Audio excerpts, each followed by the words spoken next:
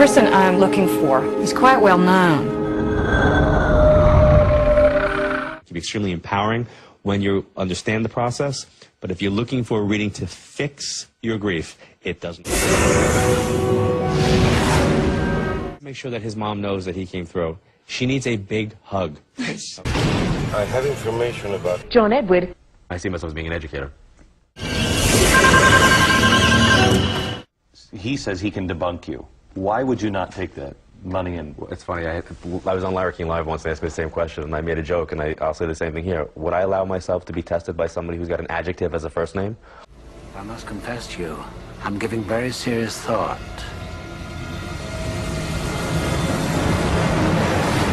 to eating. John Edward.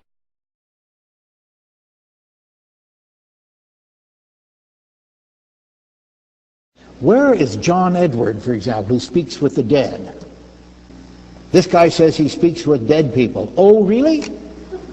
Well, we did a bit of investigation on John Edward, and I was sent a videotape by, I think it was Inside Edition, and they said, we'll allow you to choose a part of this videotape to make comments on. And I said, well, to be perfectly fair, I will take, say, the first minute of it, so that I won't select through for something that proves my point. And so I just put the videotape machine on, and Andrew Harder stood at my side, and we watched the opening of the show. We only used the first 45 seconds. That was quite sufficient for our needs. In 45 seconds, confronted with a gentleman sitting in the audience with his wife, the gentleman who said that he wanted to contact the spirit of his deceased father, he knew that much, and the audience knew that much. He took 45 seconds to make 23 guesses. That's more than one guess every 2 seconds.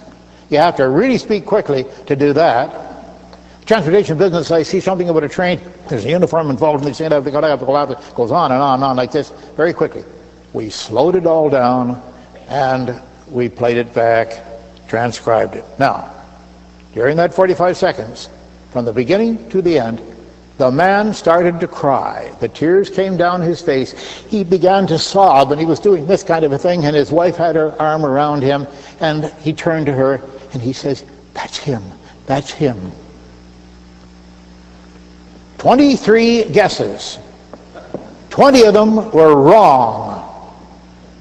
The 3 that were right, now that's 87%, friends. If your kid came home from school with 13 out of 100 on a test paper, you'd be alarmed, wouldn't you? But apparently not with John Edward, because that's enough. They don't need it to be any more than that. But what were the 3 that were right out of the 23? A, this man is dead. He's an older man. And there's a younger man connected with him. Yeah, the guy sitting right there in the chair. Those were the only 3 things that were right. So there are techniques that hucksters and fraud people use. You're saying you never use that? No. Never? No, actually, Or if you use open-ended questions? No. Never? Like, I've watched your show. You seem to ask like you inquisitive. No, I'll ask questions to have people validate the information, so that if I'm getting information, I want to know like that I'm actually saying that. But one of the things that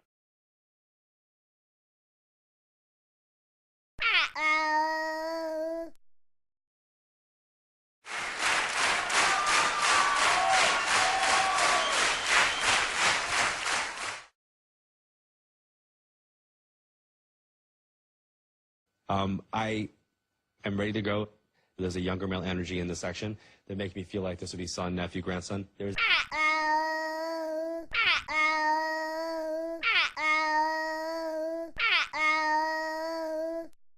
a Cancer connection that comes up here. This makes sense. Where's Robert, Robbie, Rob? Where's the R?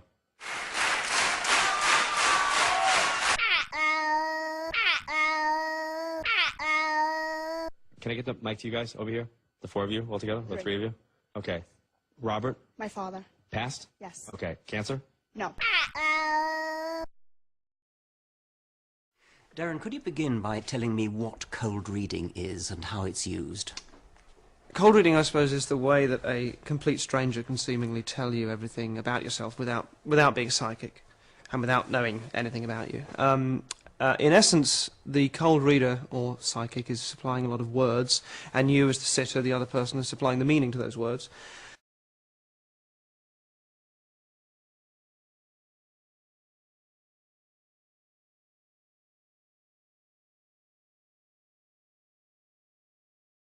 Where's the bone issue?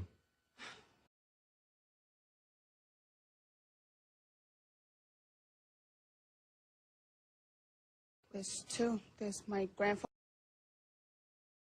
Affected their bone. His mom. She had bone cancer. So your mom had the bone cancer? Yes. Okay, and passed from that. Yes.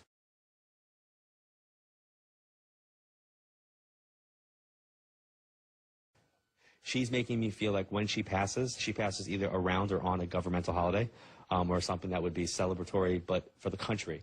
My father.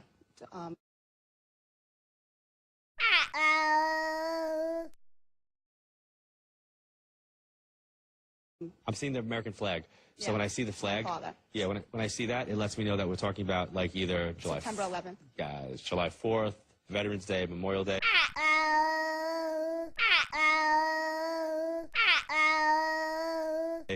Did he pass in the September 11th? Yes. He's a fireman.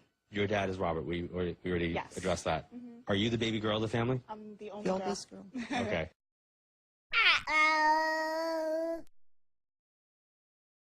He's making me feel like you're the baby girl. Like that's how it's coming across to me. He's also making me feel like, is his mother still here? He's telling me to acknowledge his mom. Yes. We need to make sure that his mom knows that he came through.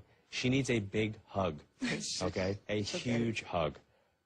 I always say that, you know, as mom, there's no greater loss than the loss of a child. Don't lose sight of that as a feeling, okay?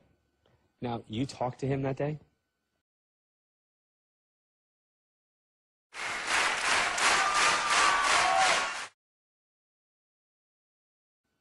Yes, I did. What I don't understand, though, is from him, is he's doing something very different for me than I think the norm would be for what he would do. So if he normally did A, B, C as a firefighter, that day he did 1, 2, 3 in addition to A, B, C. It was his first day back to work after surgery. Okay. And he was working at a different firehouse. Because my feeling is that he wasn't He made the doctor put him back to work. he wasn't doing what he would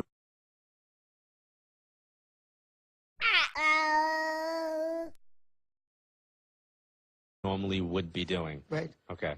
And do you have 2 boys? I do now, yes. he's My young other son passed away last year. He's telling me to talk about 2 boys.